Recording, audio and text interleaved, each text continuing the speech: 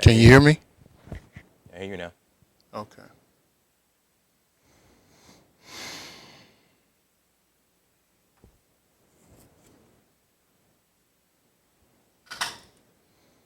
All right. I'm going to start off. I guess everybody didn't check in, huh?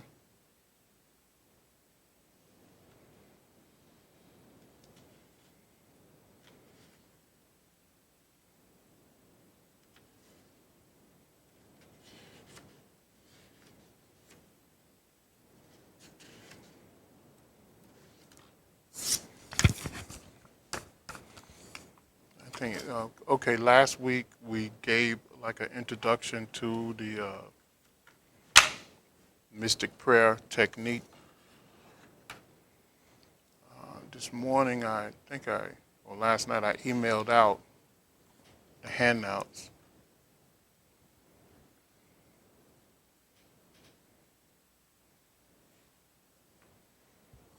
If you didn't get a copy of the handouts, you can email in and we'll send you a copy.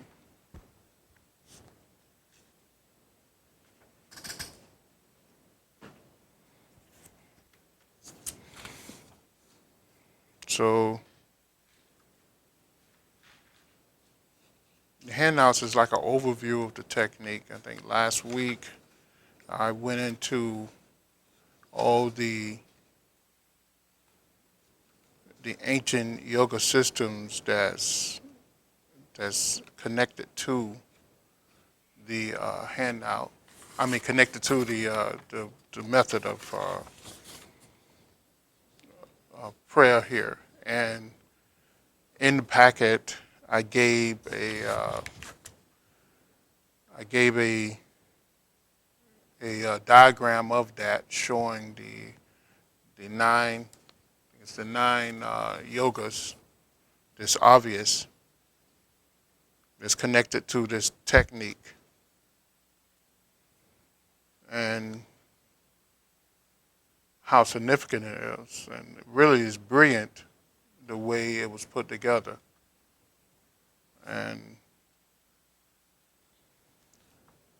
And how you could see why it works once you study or analyze the technique itself.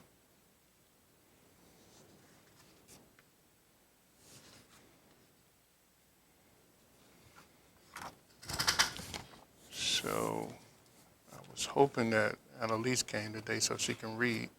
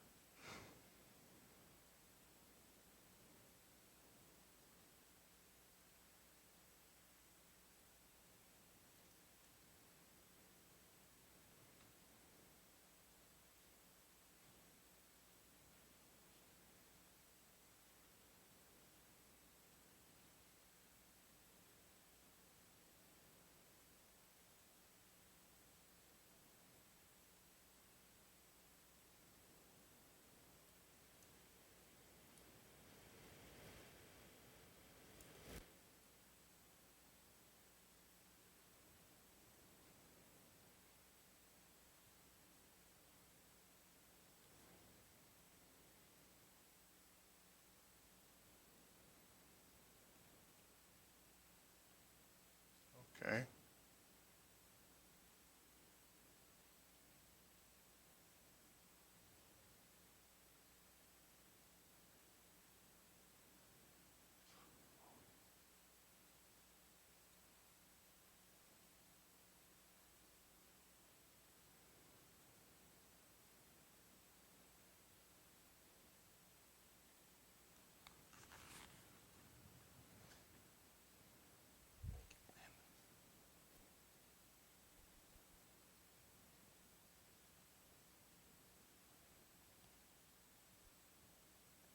This is not coming through? Welcome to Okay.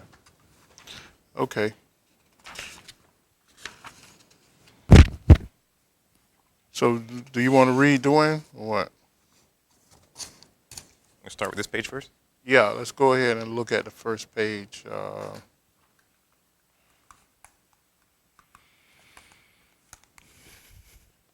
me put it up. Huh? I'm going to put it up now. Okay. Okay.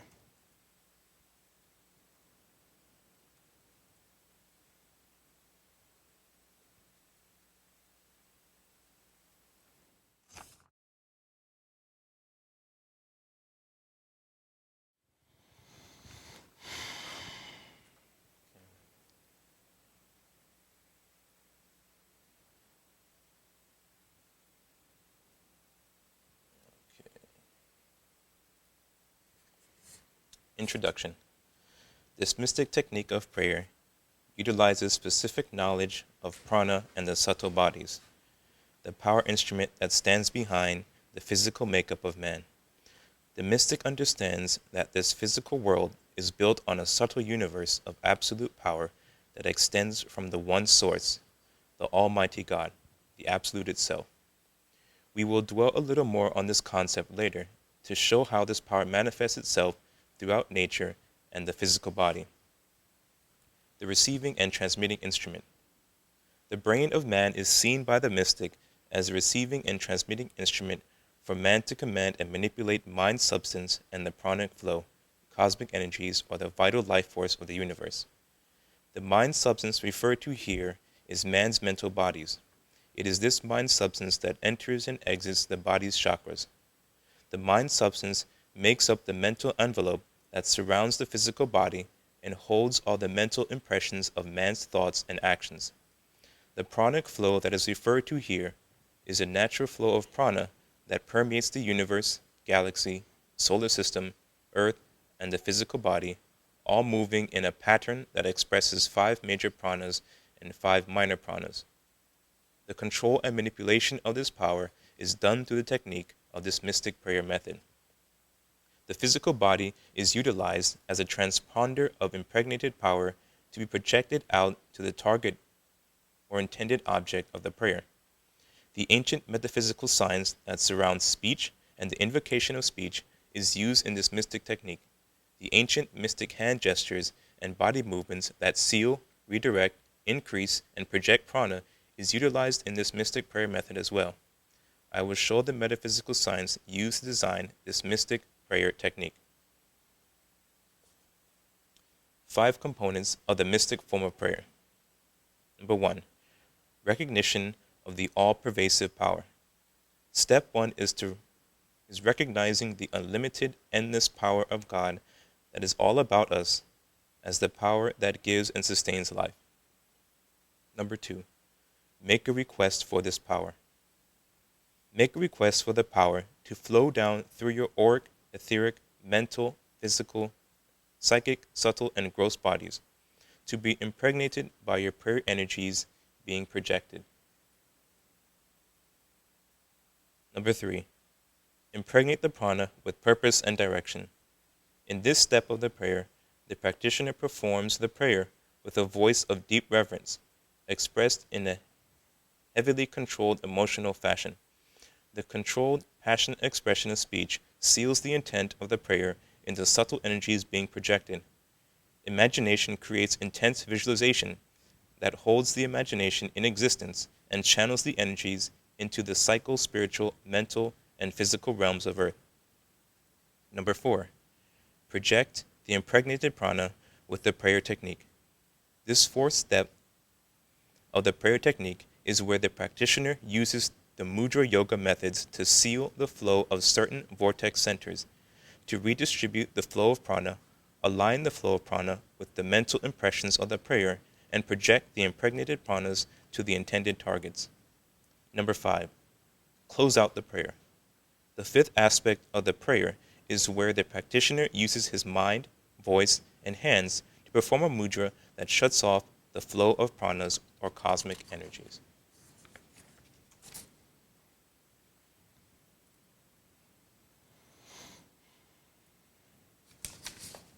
Page 2.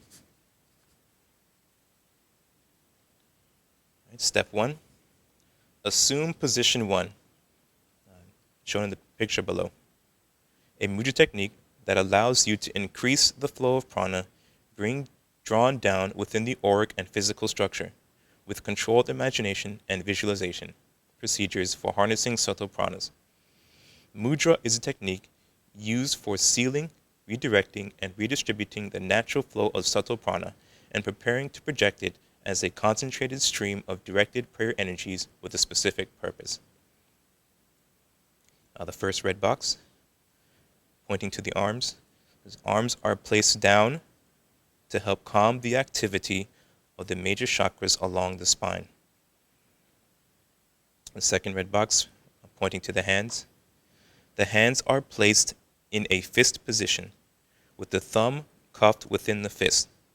This seals and redirects the flow of prana that normally exits this major chakra of expression within the center of the hand, and the minute chakras located within the fingers and wrist areas.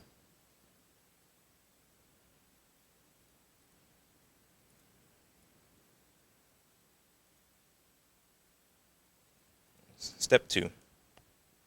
Controlled imagination has a unique ability to mold and shape subtle pranas within the mental and physical bodies. This is clearly seen and through the waves of emotions that accompany various thought patterns. Mind molds subtle prana and gross matter. The imagination technique here is used to relax the mind first and prepare it to draw in pure subtle prana that can be impregnated with purpose and direction of the prayer. Controlled imagination and visualization is used to imagine a brilliant, pure, white light coming down from the upper atmosphere into your auric structure, and then visualize that this pure white light of subtle energies is being impregnated with purpose and direction from the words, phrases, and sentences of the prayer spoken with reverence and great selfless spiritual intent. A coherent sound is evidence of consciousness. Man's consciousness is a direct result of Kundalini, the primary life force of energies of the body. Kundalini is the vehicle of consciousness. All things move within consciousness and power/energies, and they are one in the same. Page 3.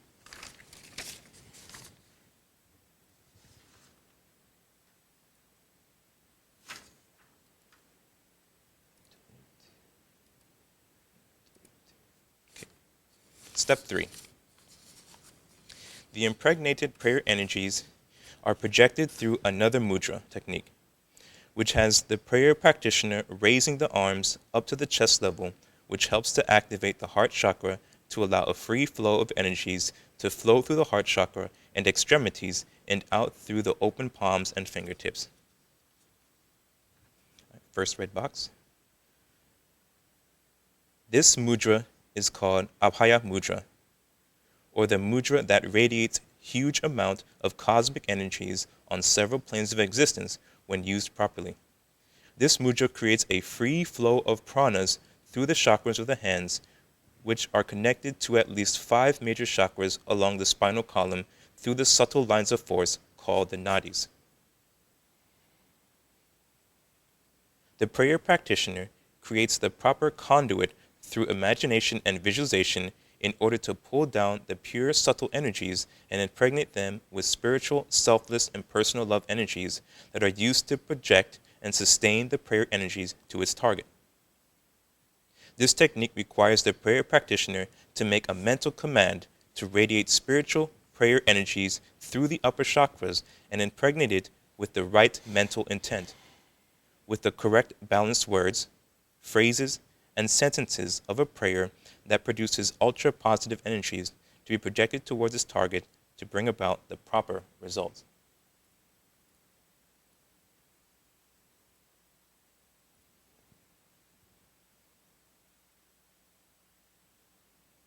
Step 4. The lifting of the arms, as indicated in position 2 of the Mudra Yoga technique, helps to activate a flow of energy towards the heart chakra and allow us a clear channel to push this prayer energy through the arms and the hands. The mudra also allows you to either stand or sit down while performing it. The spine must be straight with either method to allow the subtle pranas an unrestricted path. The mystic prayer technique uses this mudra yoga procedure to seal, redirect, and redistribute the prayer power energies generated and configured with the direction and purpose of a well-balanced prayer towards a person, place, or thing.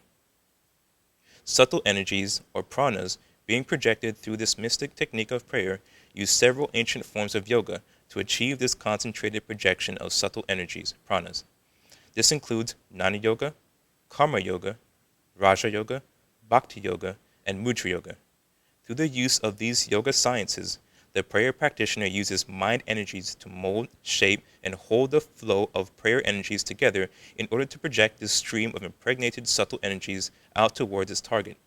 The mind energies introduce purpose and direction into the flow of prayer power. The mind energies within the flow of prana act as a design specification for the prayer energy being projected. The love energies introduced into the projected flow of prayer energies have a preserving effect on the prayer energies being projected. These elevated love energies preserve the flow of prayer energies power from point A, the person performing the prayer, to point B, the target of the prayer energies.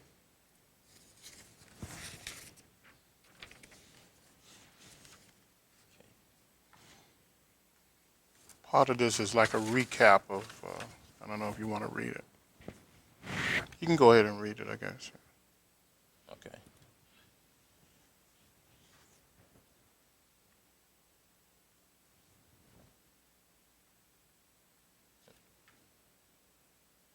Okay.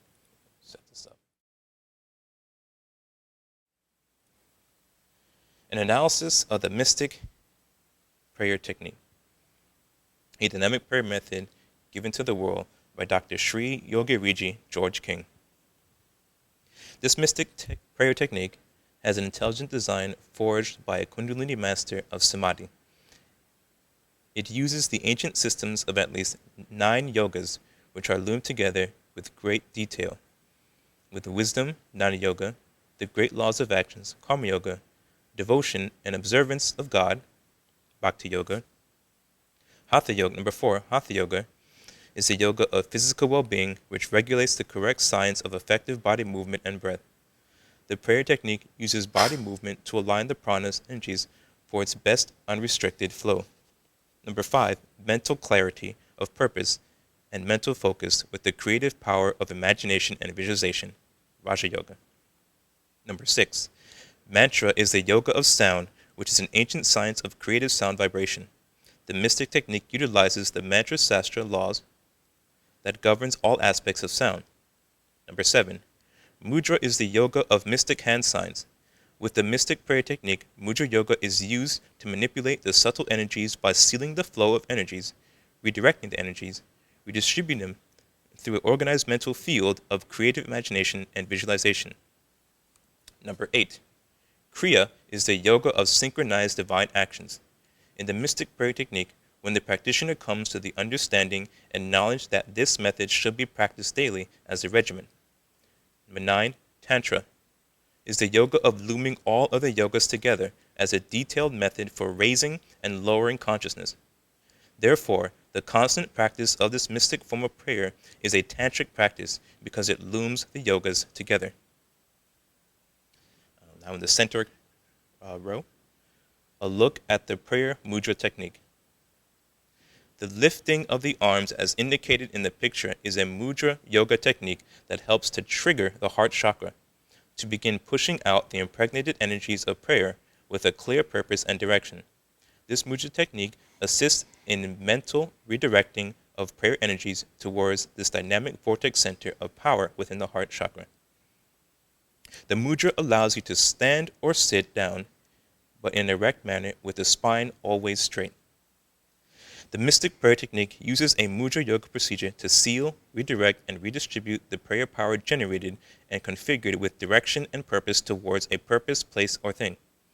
The mudra yoga technique, with an open hand as indicated in the photo to the left, when accompanied with a mental command, the mudra configuration has the ability to project huge amounts of subtle cosmic energies through the major psychic center in the palms of the hands and minor psychic centers in the joints and tips of fingers in the hands. The final column at the bottom. The keys that make the mystic prayer technique work. First bullet, a divine intelligent design from samadhi consciousness. A series of divine actions under strict karmic control. The observance of God's omnipresence and power. The ability to use man's only creative faculties, imagination, to organize his mental command within a positive, balanced, and structured imagination and a wave of sustained visualization. A pranayama rhythm that complements the mystic prayer technique energy demand. The mantra sastra knowledge for utilizing sound vibrations on a psychic, mental, and physical level to harness and manipulate cosmic energies. A mudra yoga technique that helps to seal, redirect, redistribute, and project the spiritualized prayer energies to its predetermined target. Once the mystic prayer technique can be practiced effectively, then the practitioner of the prayer should place this in its daily regime of spiritual duties for service to the world. Then this practice becomes a Kriya Yoga practice. The detailed, synchronized mystic prayer procedure done correctly with positive results is a tantric yoga display of power, which allows you to partial shifts of consciousness up and down and utilize large quantities of prana quickly. The column to the right. Projected prayer energies. Subtle energies, or pranas, being projected through a mystic technique of prayer that uses several ancient forms of yoga to achieve this concentrated projection of subtle energies. To the arrows pointing to the diagram, showing how the mudra techniques, or illustrating how the mudra techniques pushes prayer out the palms, energy in the palms. The prayer practitioner uses mind energies to mold, shape, and hold the flow of prayer energies together in order to project the stream of impregnated subtle energies out to its target. The mind energies introduce purpose and direction into the flow of prayer energies. The mind energies within the flow of prana act as an intelligent design specification for the prayer energies being projected. The love energies introduced into the projected flow of prayer energies have a preserving effect on the prayer energies being projected. These elevated love energies preserve the flow of prayer energy during flight to its target. The love energies modifies the prayer energy flight from point A to point B in order to reach its target of the prayer energies.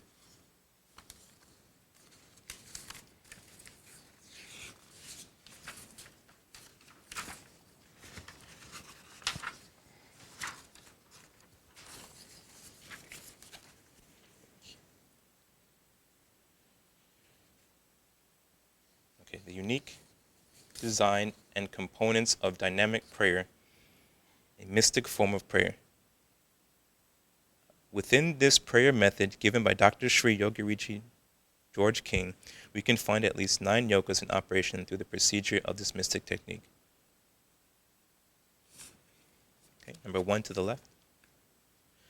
Jnana Yoga. Jnana Yoga is the yoga of knowledge and wisdom. This mystic prayer technique is a series of predetermined, calculated, intelligent movements to bring about the greatest positive karmic impact possible from the movements of the prayer procedure. This is the ancient science of Jnana Yoga in operation, which is the ability to predetermine all your actions in order to bring about a balanced karmic reactions as its result. Number 2, Karma Yoga. The karma, which means all actions. Yoga, which means union with God. Karma is the framework of laws governing all actions.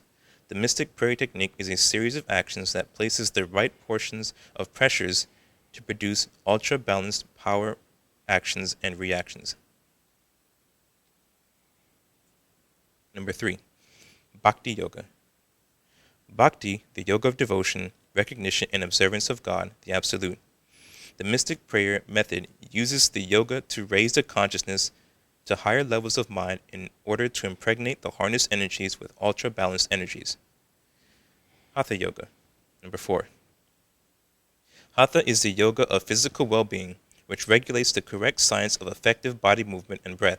The prayer technique uses body movement to align the prana's energies for its best unrestricted flow.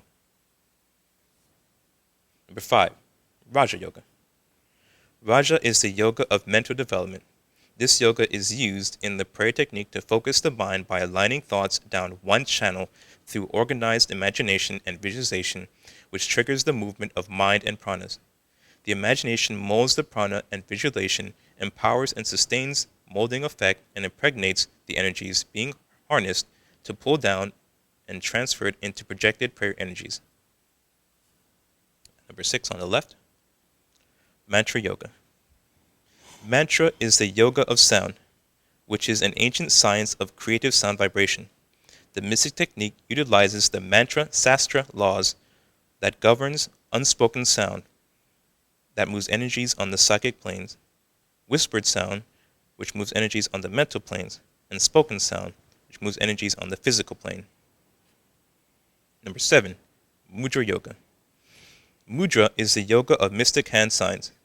With the mystic prayer technique, Mudra Yoga is used to manipulate the subtle energies by sealing the flow of energies, redirect the energies, redistribute it through organized mental field of creative imagination and visualization in order to impregnate the energies with purpose and direction before distributing it to the target. Number 8, Kriya Yoga. Kriya is the yoga of synchronized divine actions. In the mystic prayer technique, when the practitioner comes to the understanding and knowledge that this method should be practiced daily as the regimen of divine actions to send out huge amounts of impersonal prayer energies to the world, he or she is now practicing daily divine actions and Kriya Yoga. Number 9, Tantra Yoga. Tantra Yoga is the yoga of looming all other yogas together as a detailed method for raising and lowering consciousness. Therefore, the constant practice of this mystic form of prayer is a tantric practice. Because it looms the yogas together, because it is a detailed procedure, and because the series of actions yields a raise and fall of consciousness in order to perform the procedure.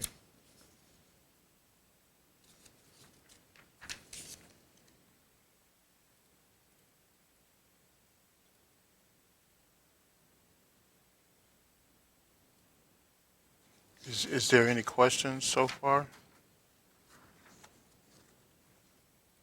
Before we go into the last two is in case people need expansion on.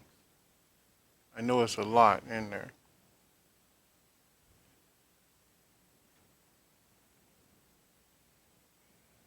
Most people don't see imagination in this light, so, and they don't see the body as an instrument to trigger certain subtle forces. You can read through it. Just any questions, they can ask the questions.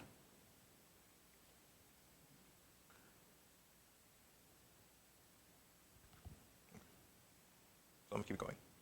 Hmm? I'm going to keep going. Yeah, go ahead. Points on the creative power of imagination. Number 1, imagination, the key to controlling mind, substance, and vital energies within the body. Imagination is man's only creative faculty. Number 2, imagination, a key to developing the mind and controlling and was that contaminating or containing? Well, Number 2, imagination, a key to developing the mind and controlling and containing thoughts. Imagination is a tool that controls mind, prana, subtle, and gross matter. Number 3, imagination assists man in developing concentration, a controlled flow of thoughts in one direction. Imagination assists in developing mental concentration. Number 4, imagination, when controlled, purifies the nadi pathways and mental bodies and the chakra system. Controlled imagination with developed concentration purifies the mental aura. Number 5, controlled imagination increases sensory perception because of free flow of mental and vital energies. Controlled imagination allows prolonged visualization, which purifies the nadis. Number 6, controlled imagination brings about the ability to contemplate, which is psychic powers.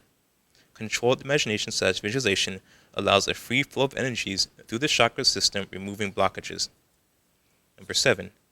A controlled state of imagination develops a creative field of mind substance that molds and shapes Akasha Shakti into what you are visualizing. Controlled imagination and visualization enhances sensory perception. Number 8. Controlled imagination becomes a trigger or level to pull in order to turn and use psychic and spiritual forces of the universe. Controlled imagination and visualization develops contemplation/psychic powers. Imagination, the soul's only creative faculty in a basic consciousness state. Number 9 on the right. Controlled imagination and visualization brings about a creative field of substance. And number 10. This creative field of substance becomes the vortex point for moving controlled imagination, visualized thought into being.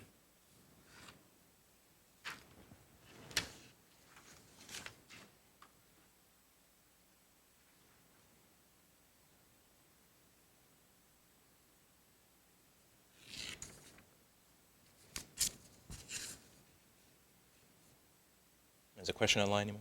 Mm-hmm. What is the best time of day for mantra prayer? Anytime, but especially between 3 a.m.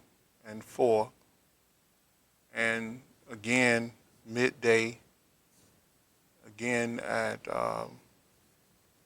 sunset, and if you're awake at midnight.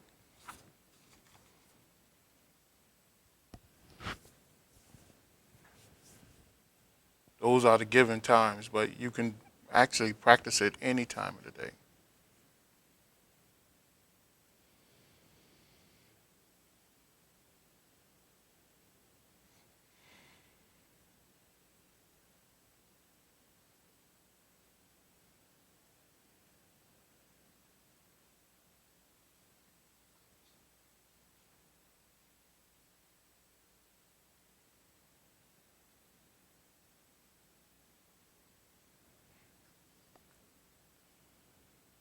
Any other questions?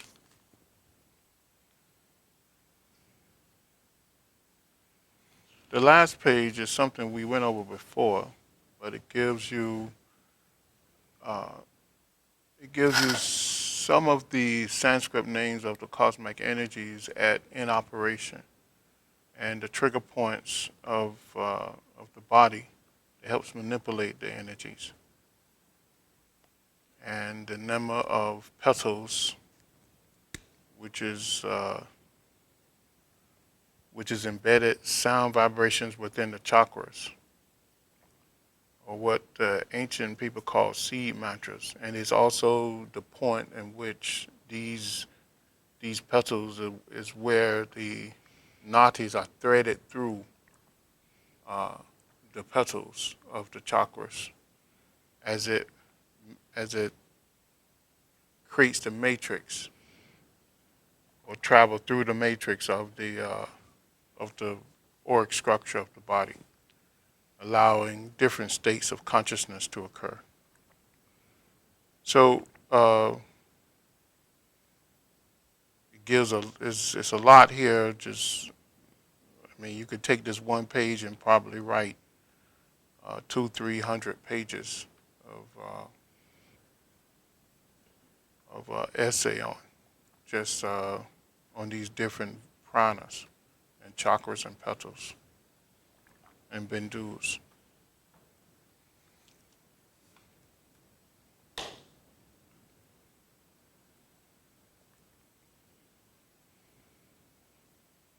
So, is there any other questions on this technique?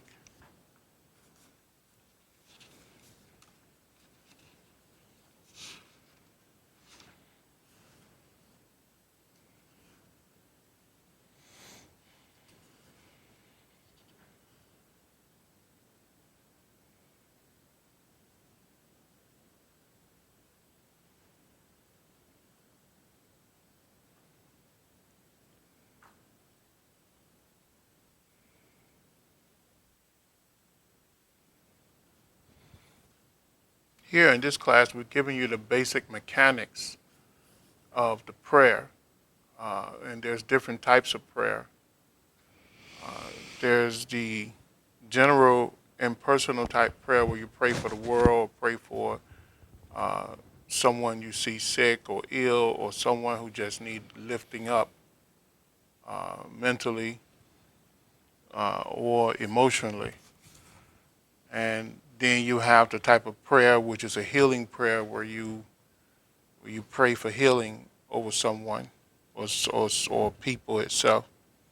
Then you have the personal prayer where you pray for personal development so that you can be of greater service to your community and the world. And then you have a group type prayer where a group of people come together and they pray in order to combat the ills of the world. Um, and those are very powerful type prayer methods, and it creates huge amounts of energy flow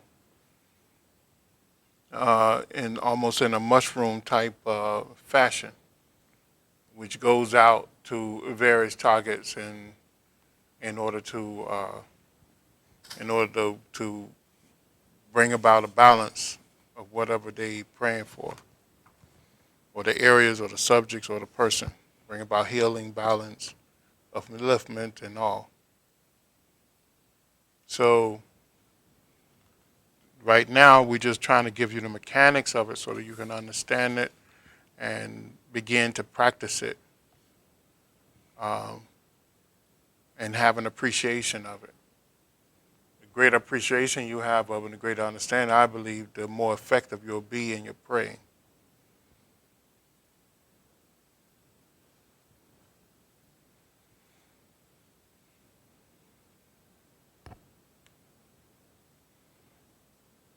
So I didn't want to go too further into it this week. Um, we do have a lot of other uh, documentation on this that we put together, and we'll go into. I think we have a PowerPoint that we use in other classes, and we have. I have my draft book. It's over a 200-page book on prayer, which we plan to publish either this year or the first of next year. That goes into it in detail as well. But what we want to do is cover most of those chapters now, so that we can familiarize people with this technique.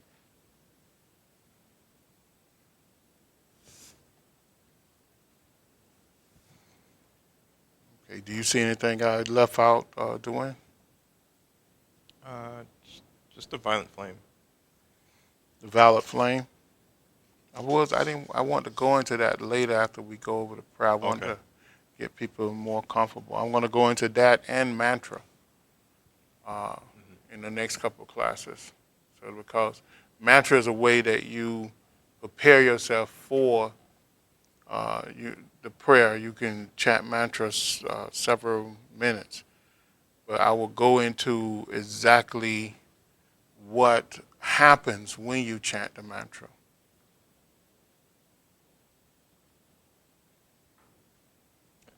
It's a question here from Charlie.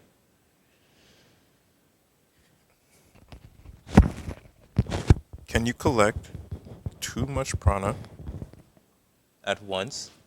Can it overload the heart?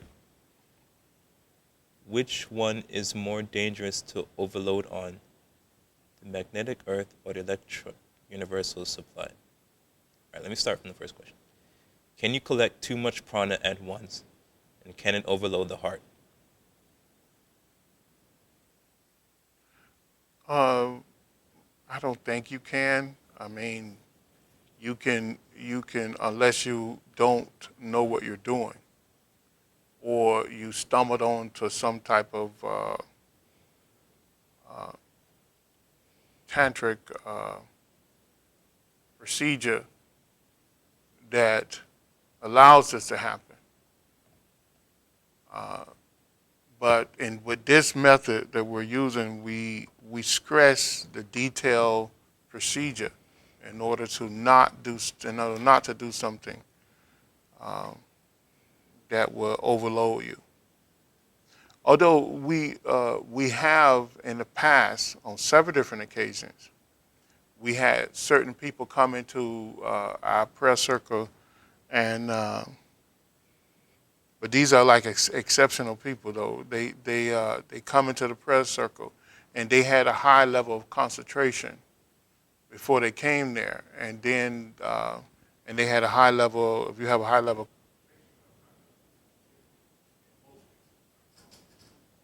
but they actually passed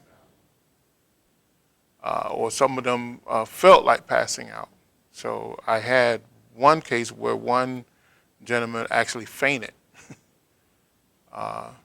and it wasn't necessarily the energy that he was pulling in. He was sensitive to the energy that everybody else was putting out, and it became overbearing, and he actually fell out.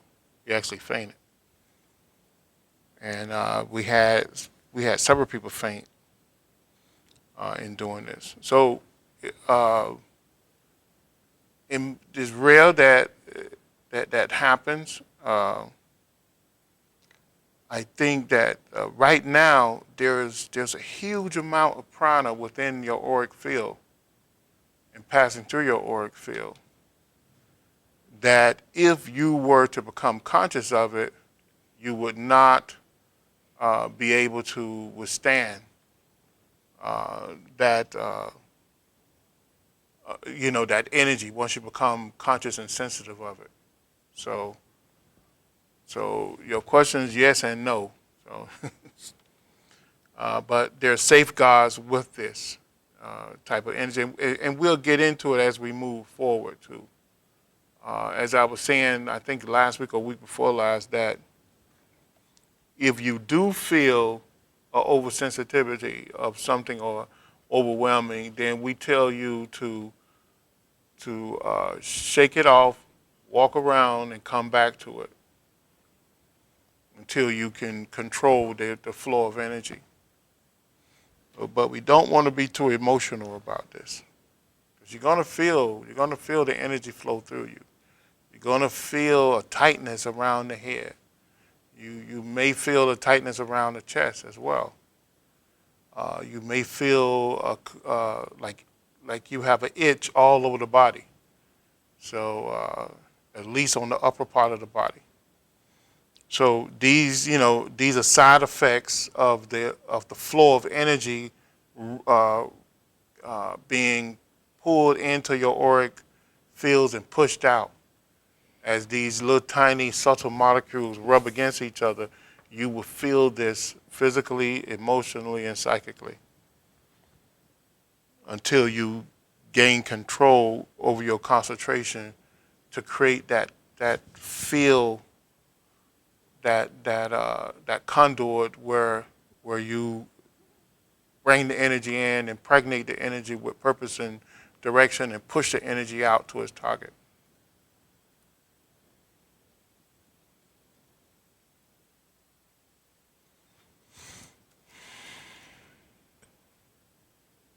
Which one is more dangerous to overload on?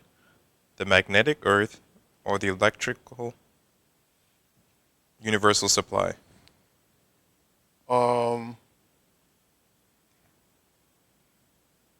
It's the same energy. It's the same energy. I know some people like to separate it, but it's the same energy.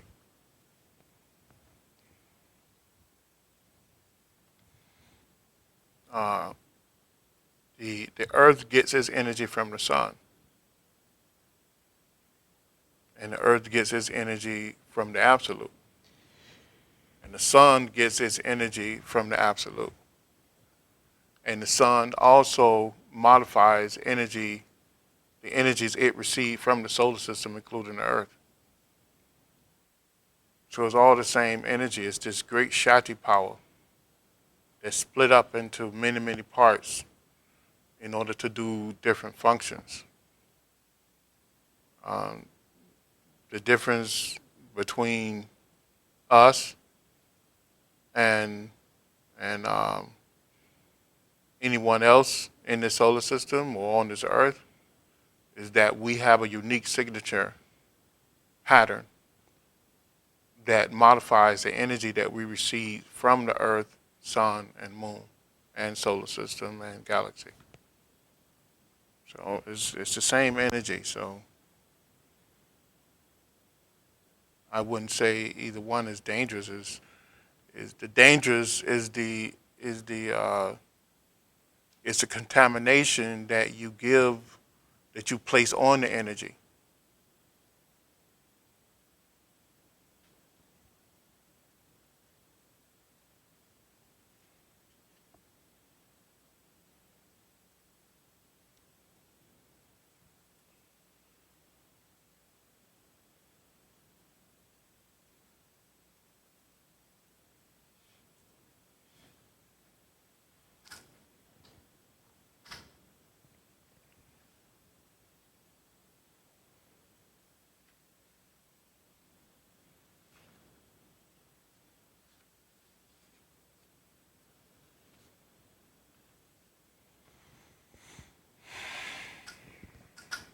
Okay. Did you mention facing the east in here? Hmm? No, you mentioned in previous class, but not this one. Facing the east? I don't remember reading that in here. But we'll get into those. I want to get down with the. I want to get down to the mechanics of it, so people Mm-hmm. can appreciate it. And then we'll go into, uh, the phasing of the E's, the Tavic rays, and all of that later. Mm-hmm. But I want to get the mechanics of the prayer down, and then we'll get into all the other specifics surrounding, like the preparation, Mm-hmm. the positioning, and then the closing out. I want to do all of that first. So this is I think it's a simple uh, uh, technique, but it's very detailed technique, and and at first, if I just gave you the technique without showing you the significance behind it, all the detailed thought and procedure went into it, you wouldn't think much of it. You wouldn't have a great appreciation for it. I think this way it gives you a chance to see the great appreciation. And then when you begin to practice the technique and you begin to have the effects of the technique happen to you, then you will say, this is real. So another thing you'll do when you begin to pray, use the technique and you learn a set of prayers, because another thing that I didn't mention here, which we'll go into later, I didn't mention a balanced prayer, how to use a balanced prayer technique in order to stimulate the energy. And when you do this, you would notice that the energy will flow tremendously, and afterwards you'll begin to your as after the energy begins to travel through the body and out to the world, you'll feel connected to the world differently, and then all of a sudden your astral and psychic senses will begin to merge, and you'll begin to see uh, psychically, and you'll begin to see the different realms of existence. And the thing I noticed is that immediately I was just child when I was doing it, around 11, 12 years old, and I would notice that when I close my eyes, there's a panorama of images that will go across my eyelids, and I can see all different type of colors and shapes and energies, and then even even something like a video will appear, and I can see great distances away from me, people that I had wondered about. I can just I just go right into them and see exactly where they are, and know, and know all type of things. These things, if it occurred during a prayer, you must ignore them.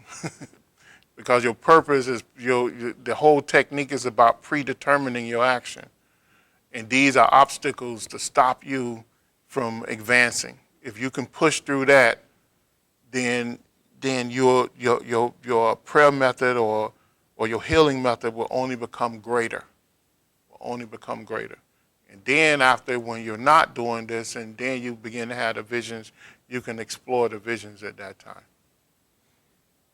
But these are, this is this technique is very advanced. It may seem simple, but it's very advanced. It'll take you to great levels of consciousness. Any other questions? What role does precision play in the outcome? Precision in regard to the mechanics of prayer. It plays a big role. I just laid it out in the handout. If you haven't had the handout, just email us and we'll get you the handout. But the procedure is, what it does, it creates a level of concentration. And the concentration leads to contemplation. Contemplation is where you begin to, in fact, high levels of concentration, you can move mind and subtle energies, vital energies, rapidly, and large quantities of it. High levels of concentration, contemplation, you not only can move those energies, but you can modify them, mold them, and shape them into what you want them to be. So, procedure, when you have a predetermined duty to something, and that's all you do, and there's nothing else that exists, but you pushing that energy out to the person who needs to be healed, to the community who needs to be helped, or for world peace. This thing, it becomes very, very important that you don't let something else interrupt it, because it becomes concentrated.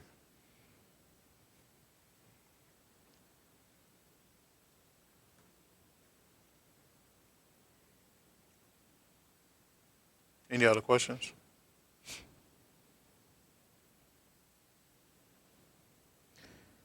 So like you were talking about before, well, you'll see visions and different things come before you. Mm-hmm. And you said to ignore that and focus on the prayer. Yeah, that's if it comes while you're doing the prayer. Mm-hmm. Yeah, you don't want to go off course. Remember, the mystic rule in any mystic practice, with any mystic thing, whatever you start, you must finish. Mm-hmm. To not finish creates a rip. It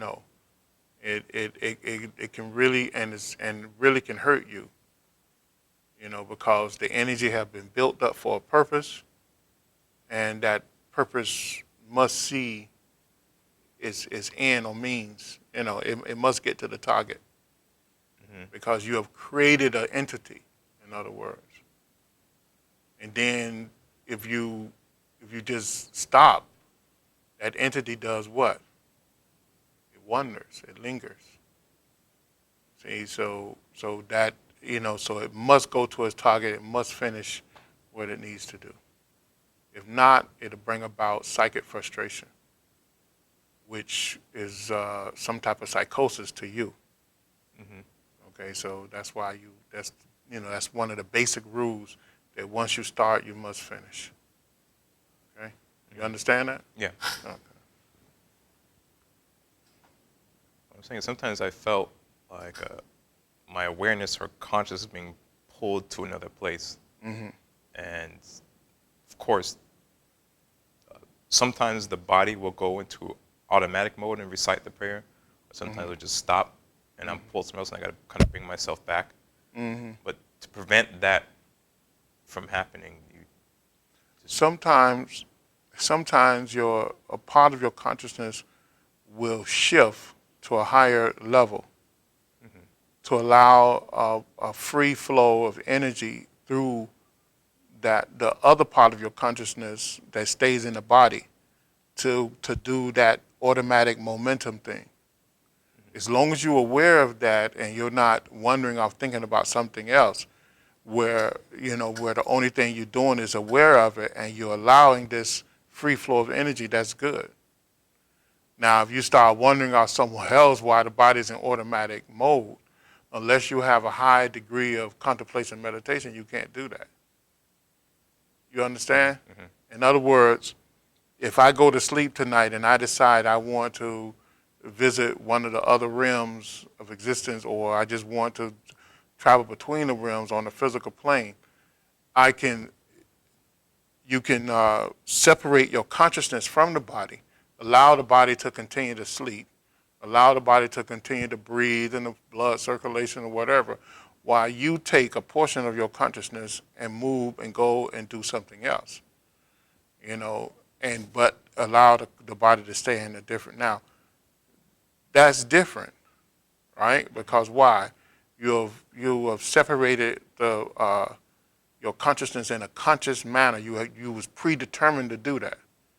But in your prayer, when you get to the point where you're praying and your body go in this automatic mode and the energies are pushing through and you feel your consciousness up here, then you still must focus on pushing the energy through. Other than that, you may clog the energy. You may contaminate the energy. You understand? So there's nothing wrong with you feeling the shift.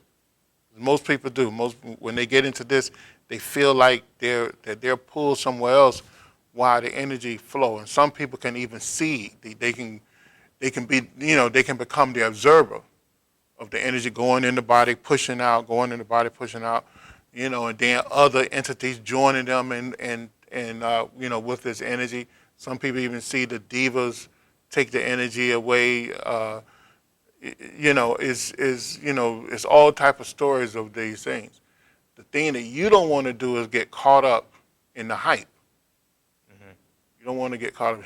You want to stay focused, because the whole thing, you must predetermine your actions, and to enhance whatever you're doing. All right?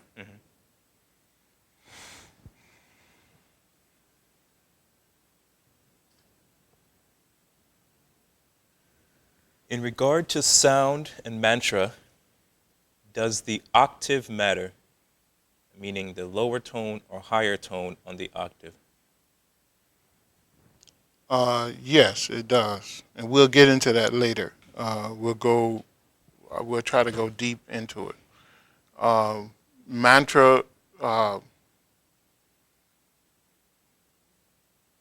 mantra is one of the parts of Tantra that is guaranteed. The power of mantra is guaranteed. Once you learn how to invoke the power of a mantra, believe me, it's guaranteed. The power is guaranteed, and it all has to do with pitch, tone, and respect and feeling in doing the mantra. Whether you do the mantra psychically, mentally, or physically, and so it does matter, and you're taught to chant the mantra in that manner.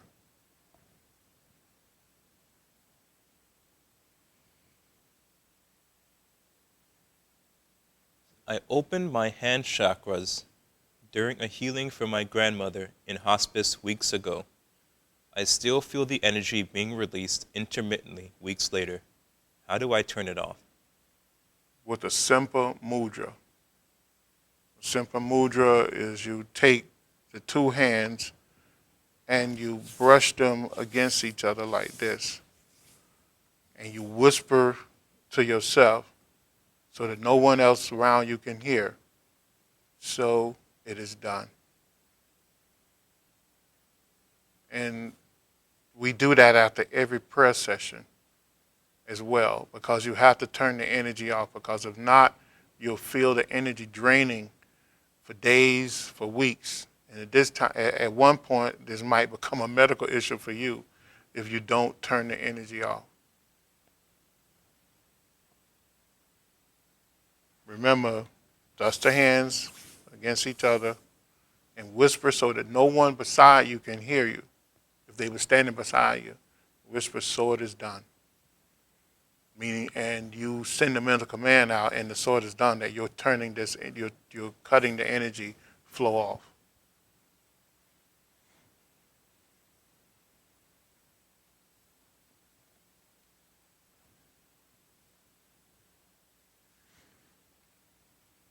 This might be beyond what you want to cover today.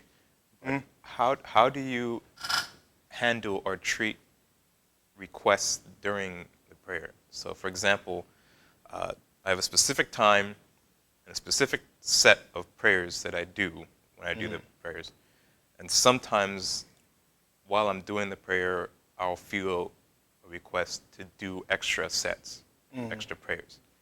Do I maintain my regimen or do I entertain the requests? You can finish what you're doing and then start a whole nother session of the one that you request, that the request you feel is being made. Okay. So there's nothing wrong with that. Or you can include, and if you're praying for the world, that person might be already included. But if you want to do a special session for that particular person, then you do that. So it can work that way. I remember I told you one time I was it was many years ago. I think I talked about it last week. I was actually I was doing a particular mystic practice where I was I had to, part of the mystic practice where I had to project from my body. And when I did, I was met by an advanced entity that materialized right before me as I exit the body, and told me that I need to go and heal someone. I was the instrument for the healing. So I went back into my body. In fact, I flew up above my body and I was pulled back down, and then this entity materialized before me. And then I came back to my body and I called the people up and I actually spoke to a friend of the person who needed to be healed, and they said yes, she's sick and whatever, and then I asked, could I told them I wanted to give her a healing, and the person gave me their phone number. And I scheduled time and went and gave them the healing. That's the healing I was talking about last week, where the lady had the sores all over her body. And so sometimes when you're doing a particular procedure or healing or whatever, you can other requests can come in. Back then I was exploring healing while in a projected state. So I would pick a particular target and go to that person and give them healing, on a subtle plane, just to see what the results were. So and that was in a particular healing. I was doing healing. I was going to the place. So, so those things can happen while you actually,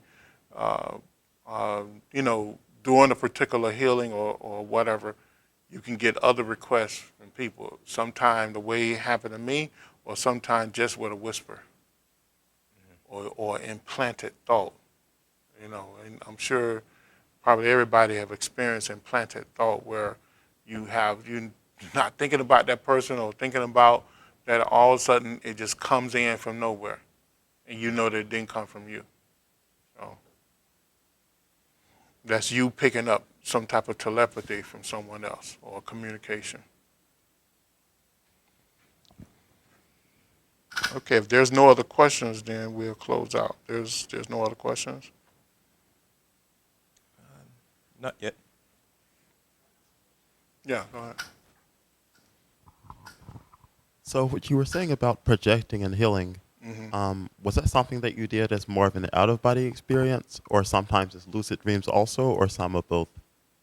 No, it was out of body. It was a conscious projection, and you can develop astral projection through a conscious projection, not the lucid dreams.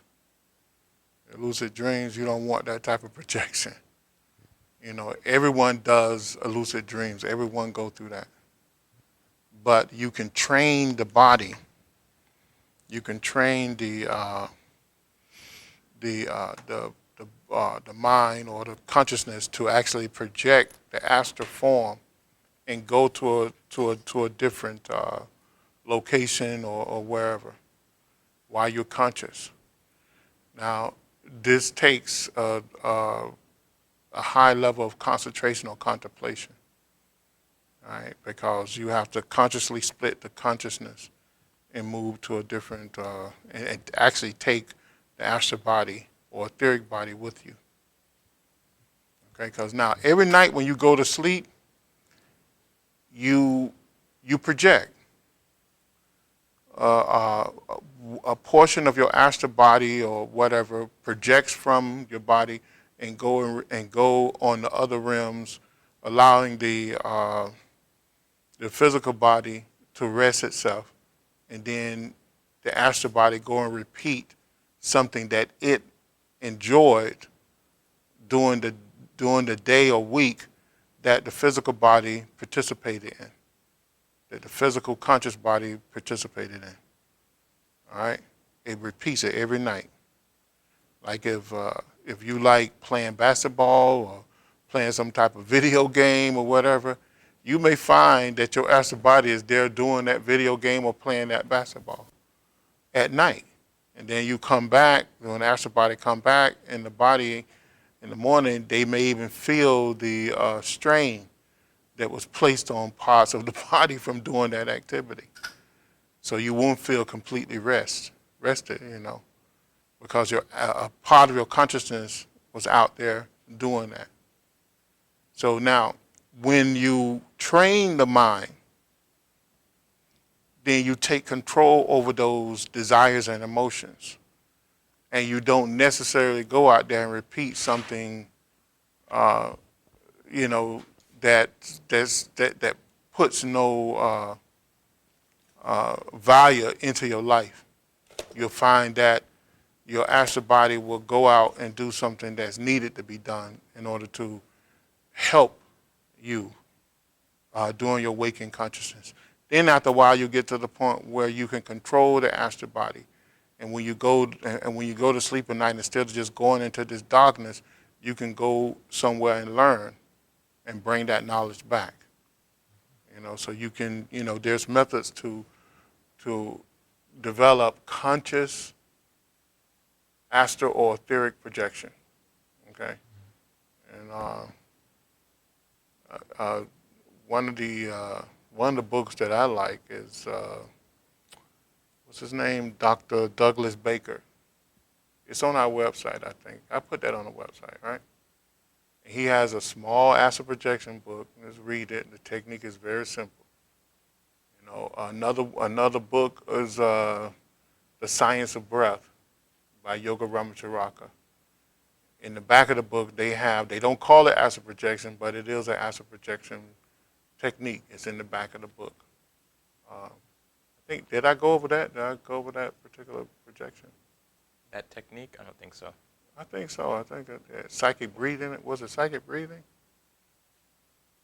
It was an initial astral projection type where you expand your consciousness to step outside the body to look at the body sitting down or laying down. I don't remember that It's one. in the Science of Breath book by Yoga Ramacharaka. Okay, did I answer your question? Yes, Okay. that was a question. All right. Thank you.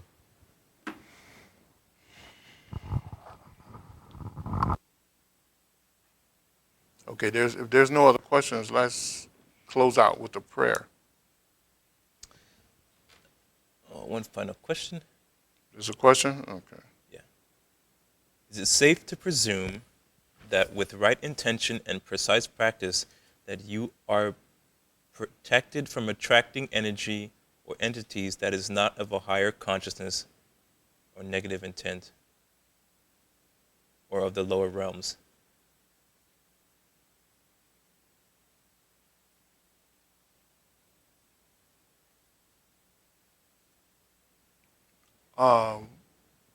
Say it again. What now? Is it safe to presume that with right intention and precise practice that you are protected from attracting energy or entities that are not of a higher consciousness or of negative intent or of the lower realms? Yeah, it is safe uh, to expect that, but we have a complex type personality, and we have embedded desires and wishes that we don't actually show to the public, but is very apparent to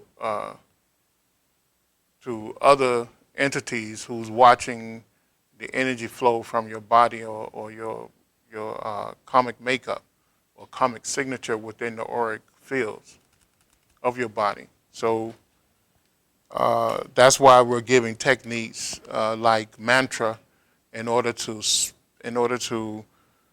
accelerate the flow of energy within the aura and spin the aura in a particular way and create this particular screen around ourselves while we practice these techniques, so that we're not interfered in by disconnected entities on the other realms, negative entities on the other realms. So, but just because you may think or you may feel that your intent is positive and whatever, you may have a splendor in the consciousness that allows, or you may have a back door that allows someone to come in. And that's why you go back to procedure, where you chant the holy sacred mantras of Sanskrit until you build a screen around your body, where you erect a violet colored flame around you as you do these spiritual practices, and where you elevate your mind to a different state of consciousness in order to perform these procedures. And all of those are protective measures in order to make sure that you're not influenced when you open yourself up psychically to the psychic world. I had another question here. Someone asked, you cannot practice a yoga. It's to Loretta. You cannot practice a yoga without practicing another yoga. Most yogas blend together. You have Raja Yoga, and Raja Yoga you practice in Bhatha Yoga. You practice in Kama Yoga, and you practice in Jnana Yoga and Raja Yoga. So the yogas intertwine. That's why some of the most powerful yogas is Tantra Yoga and Kundalini Yoga and Raja Yoga. Because why? Because they intertwine with each other. So Jnana Yoga intertwines with all the yogas, because Jnana Yoga is the wisdom of all the yogas. Kama Yoga intertwines with all the yogas because Kama Yoga governs the law of action, and all yogas require some type of action. So you cannot practice a yoga without practicing Kama Yoga or Jnana Yoga, because it's a part of all the yogas. And it's hard for some people to understand that. You cannot practice any yoga without practicing Kama Yoga or without practicing Jnana Yoga. Kama Yoga and Jnana Yoga is like one yoga and one.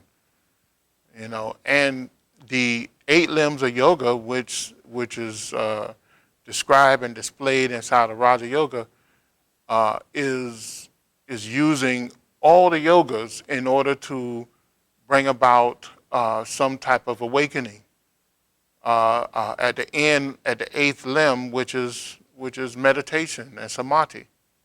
So it is all yogas all yogas are intertwined in order to work. That's why Tantra yoga, when you go into Tantra yoga is a detailed yoga that looms all the yogas together to force a resort, and the resort is awakening of a consciousness, which takes you into the highest level of Tantra yoga, which is Kundalini yoga.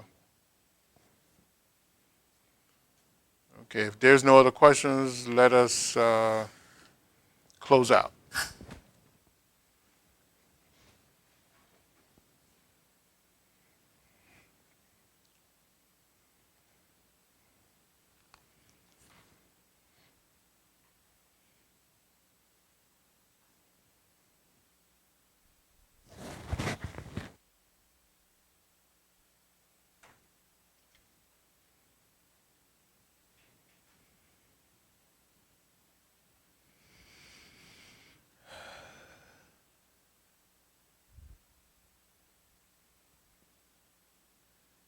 The New Lord's Prayer.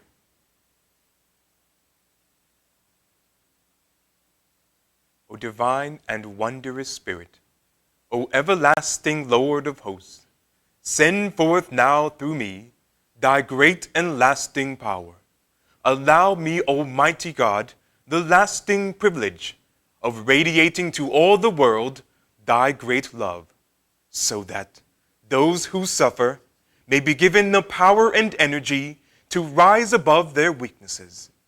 Almighty God, in great humility do I ask you to send forth your power, to give to me this great lasting privilege of being a channel, so that my suffering brothers may be helped and guided and healed and lifted into thy light, so that they who know not may look up and in doing so receive to their higher selves your divine counsel.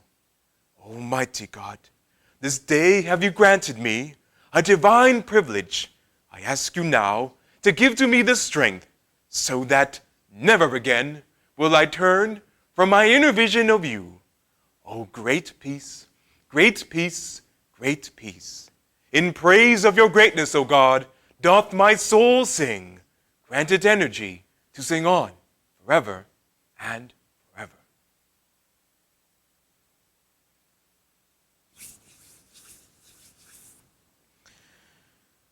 Thank you for watching. See you next week.